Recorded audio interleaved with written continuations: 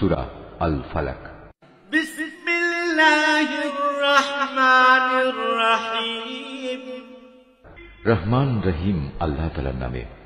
কুল আউযু বিরাব্বিল ফালাক। হে নবী, তুমি বলো, আমি উজ্জ্বল প্রভাতের মালিকের কাছে আশ্রয় চাই। মিন শাররি মা খালাক। আশ্রয় চাই তার সৃষ্টি করা প্রতিটি জিনিসের অনিষ্ট থেকে। ওয়া মিন শাররি গাসিকিন ইযা ওয়াকাব।